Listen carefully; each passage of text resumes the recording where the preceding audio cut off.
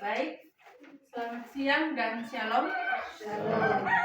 Baik, hari ini saya Ardialin Yesmida Pasesi, calon guru penggerak angkatan 11 dari Kabupaten Sumba Barat, akan menyampaikan tentang budaya positif di sekolah. Ya, budaya positif merupakan perwujudan nilai-nilai kebajikan yang harus diterapkan di sekolah. Kebiasaan-kebiasaan yang berkembang di sekolah secara tidak langsung menjadi cermin dari tujuan mulia, yaitu nilai-nilai yang diyakini sekolah. Untuk itu diperlukan upaya untuk menciptakan lingkungan positif agar dapat membentuk budaya positif. Jadi Bapak Ibu, budaya positif ini akan menjadi pembiasaan yang akan sekolah. Ya, lanjut. Ini ada konsep hal-hal penting yang akan kita pahami dalam budaya positif. Ada 8 item Bapak Ibu. Yang pertama, perubahan paradigma belajar. Yang kedua, ada disiplin positif, ada nilai-nilai kebajikan, ada kebutuhan dasar manusia, motivasi perilaku manusia, posisi kontrol guru, keyakinan kelas, dan yang terakhir segitiga restitusi.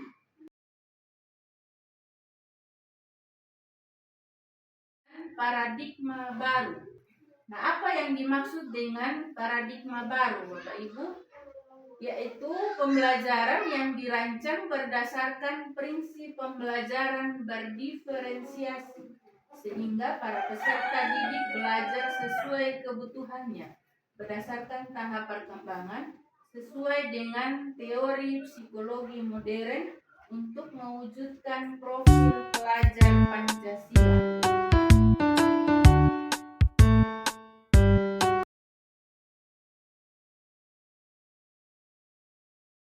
Jangan ikuti gerakan saya, tetapi ikuti perkataan saya. Siap. Mulai 1, 2, 3. Rambut, hidung, Iya. telinga, gigi, mata, mulut,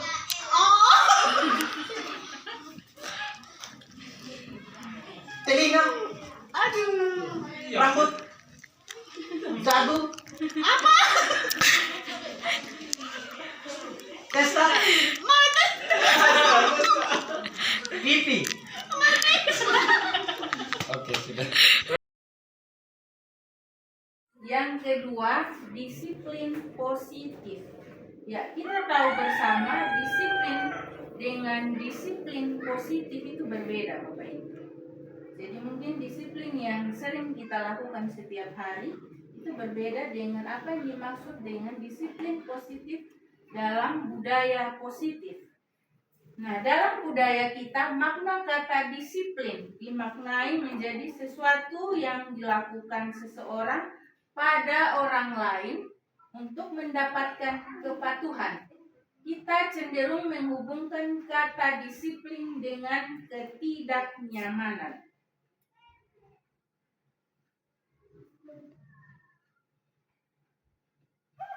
Ya, disiplin positif merupakan salah satu penerapan disiplin yang bertujuan untuk menumbuhkan kesadaran serta memberdayakan murid tanpa imbalan penghargaan, ancaman, atau hukuman.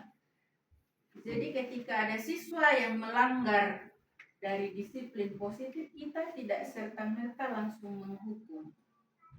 Ada beberapa hal yang harus kita lakukan dulu. Siswa akan mudah untuk memahami. Kalau terlalu banyak juga mudah dilupakan. Jadi kita ambil contoh, mungkin dalam satu kelas hanya 2 saja. Disiplin masuk dan keluar kelas. Ada lagi yang lain, berdoa bersama sebelum dan sesudah KBM dan lain-lain Bapak Ibu. Ya, sekarang kita masuk pada motivasi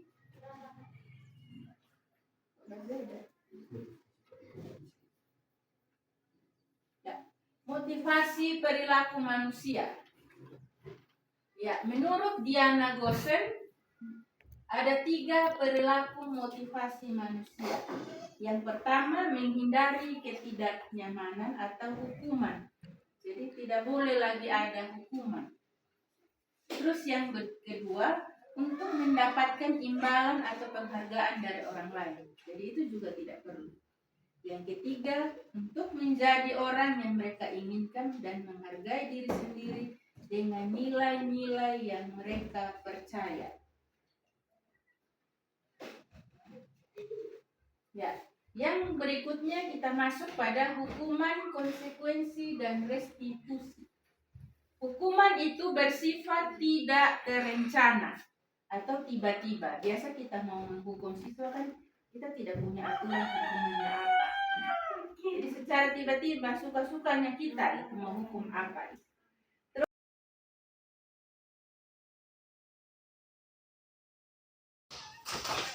C, D, A, C, G, D. Dede samping sudah. BD tau? Iya, BD. Ini no. Oh, pikir dede.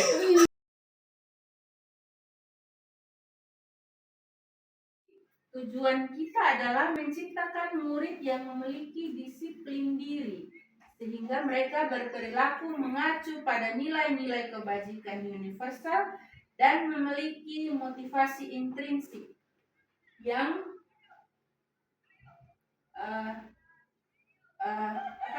motivasi intrinsik ini adalah kesadaran dari dalam diri peserta didik itu sendiri, Bapak Ibu. Ya, berbicara tentang nilai-nilai kebajikan, ada beberapa hal atau beberapa nilai yang disepakati bersama di luar suku, bahasa, agama, dan latar belakang. Nah, nilai kebajikan yang pertama yang kita angkat di sini adalah dalam profil pelajar Pancasila.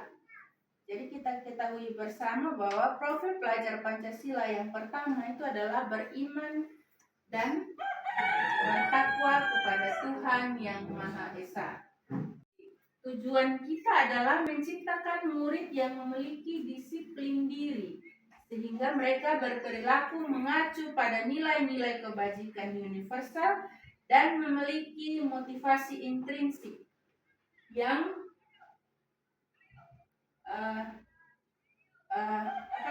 motivasi intrinsik ini adalah kesadaran dari dalam diri peserta didik itu sendiri, Bapak Ibu.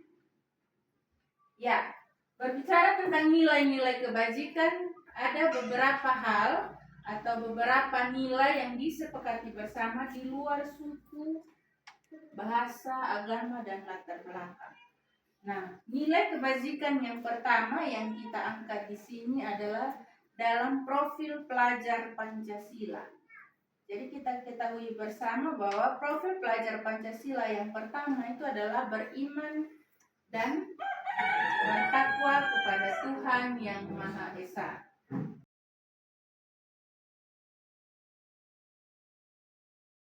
Jadi, yang berikutnya, anak belajar menyembunyikan kesalahan ya, karena takut dihukum. Terus peraturannya dibuat oleh guru.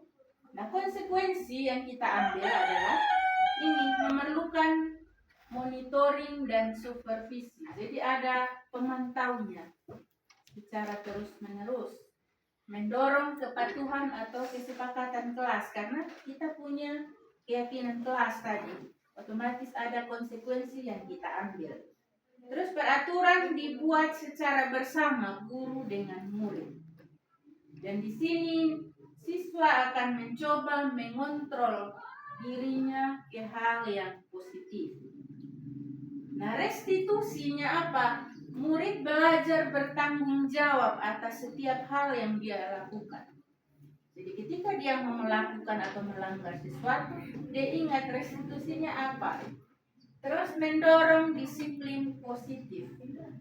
Yang berikutnya, murid belajar memecahkan masalah. Dan yang terakhir, anak paham bahwa dirinya sendiri adalah pemegang kontrol. Hukum oleh penghargaan.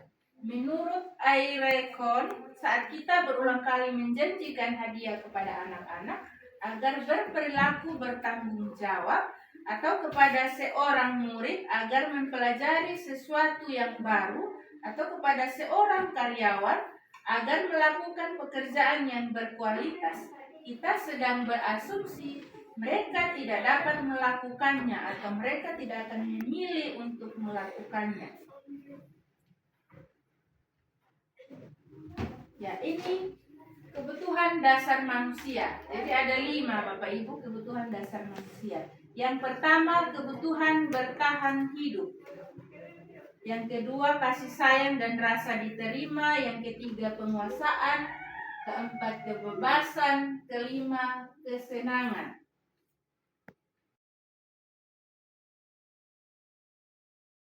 Kebutuhan bertahan hidup.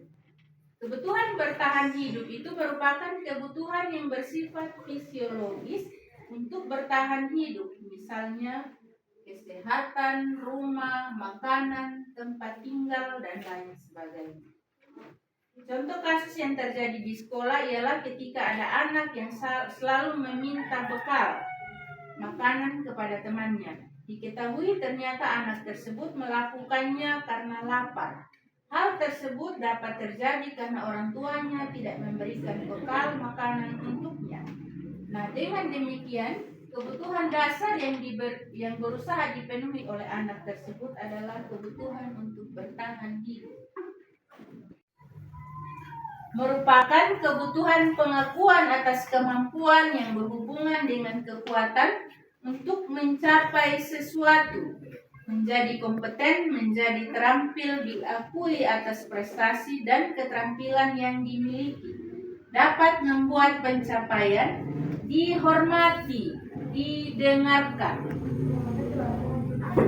Anak-anak yang memiliki kebutuhan dasar akan penguasaan yang tinggi biasanya selalu ingin menjadi pemimpin. Mereka juga suka mengamati sebelum mencoba hal baru dan merasa kecewa bila melakukan kesalahan. Mereka juga biasanya rapi dan sistematik dan selalu ingin mencapai yang terbaik.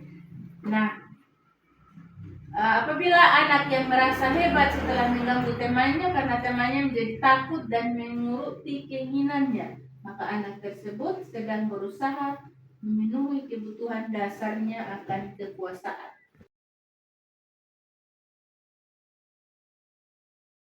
Posisi kontrol. Anak-anak dalam kebutuhan kebebasan yaitu yang pertama menginginkan pilihan. Mereka perlu banyak bergerak, menyukai hal-hal yang baru, dan menarik dan suka mencoba hal yang baru.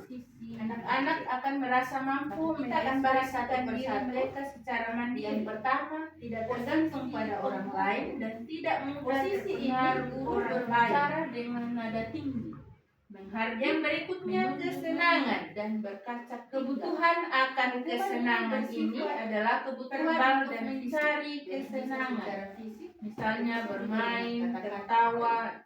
Dampaknya adalah kemudian berkembang hingga dewasa. Mereka tidak menyukai. Biasanya anak-anak yang suka bermain, saat mereka bermain, mereka secara tidak langsung mempelajari keterampilan hidup yang membuat merasa mereka juga bisa berkonsentrasi tinggi saat mengerjakan hal yang mereka senang.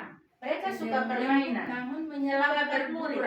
Dampaknya adalah murid merasa bersalah. Rendah diri dan menarik diri dari lingkungan. Keinginan sisi kontrol, kebutuhan anak yang bersifat Bapak Ibu yang pertama adalah ya, pada posisi ini guru berbicara dengan nada ramah, akrab dan cenderung bersenda gurau. Posisi pemantau, pada posisi ini guru mengandalkan perhitungan atau data untuk mengontrol murid. Nah, ini posisi manajer, posisi yang paling terakhir. Ini posisi yang disarankan, yang dipakai dalam kehidupan kita di sekolah. Karena apa? Membimbing murid agar mampu memiliki sikap disiplin, mandiri, bertanggung jawab, dan mampu menyelesaikan masalah. Yang berikutnya adalah segitiga restitusi. Ya, kita bisa lihat di slide Bapak Ibu, di situ ada segitiga restitusi dengan yang kiri ke atas itu adalah memvalidasi tindakan yang salah. Terus yang di kanan itu adalah menanyakan keyakinan, dan yang di bawah adalah menstabilitaskan identitas. Nah, apa itu segitiga restitusi? Suatu proses dialog yang dijalankan atau dijalankan guru atau orang tua agar dapat menghasilkan murid yang mandiri dan bertanggung jawab. Jadi itu adalah pengertian dari segitiga restitusi. Nah, di sini ada 3 macam seperti yang saya sampaikan tadi. Yang pertama, menstabilitas identitas. Berdasarkan prinsip bahwa membuat kesalahan adalah bagian dari proses pembelajaran. Jadi semua orang pasti berbuat kesalahan. Jadi bukan hanya siswa yang melakukan kesalahan, guru juga melakukan kesalahan. Menggeser identitas murid dari identitas gagal ke identitas sukses. Validasi tindakan yang salah. Setiap perilaku pasti ada alasan untuk memenuhi kebutuhan tertentu. Jadi misalnya kalau siswanya datang terlambat, kita jangan langsung kasih hukuman atau langsung kasih dia sanksi. Tanyakan dulu, pasti ada alasan kenapa dia terlambat. Jadi kita tanyakan itu dulu.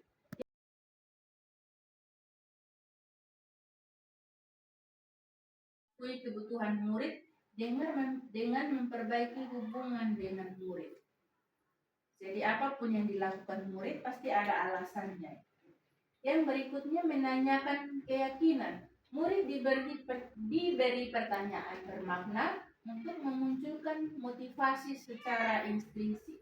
Jadi sebagai guru kita bertanya kepada murid, bagaimana kita menimbulkan kesadaran dari murid itu, supaya dia bisa melakukan hal kedepannya, tidak mengulangi lagi hal yang dia lakukan kemarin. Nah, itulah pentingnya budaya positif di sekolah. Bagaimana kita menerapkan itu di lingkungan sekolah. Hal-hal yang baik yang kita lakukan akan berdampak besar pada kehidupan siswa kita ke depannya.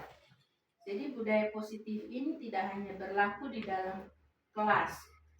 Secara umum budaya positif akan bagaimana kita menimbulkan sesuatu motivasi dari siswa, supaya siswa bisa sadar akan budaya positif yang lebih baik ke depannya.